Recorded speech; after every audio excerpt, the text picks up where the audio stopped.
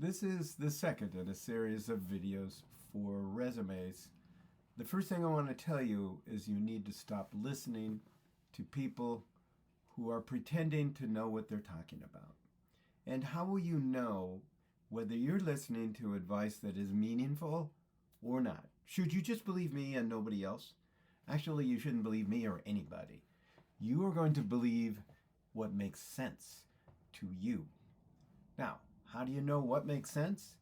Well, it's logic. You know something about logic. If you're creating a resume and somebody tells you you should put your education at the top, you ask them why. What is the advantage and what are we trying to get when we put our resume, our education at the top of our resume?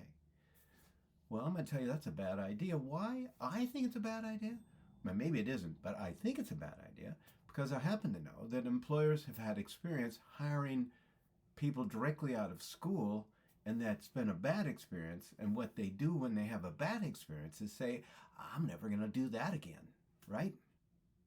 So what I tell people coming directly out of school is they shouldn't try to look or make a big deal about their education. Instead, they need to look like a seasoned professional. If you put your education on the top, you're saying, hey, this is all I got. I think it's the most important thing. And I believe you, so I'm not gonna interview you. I'm going to somebody who's ready to step in and I know can do it.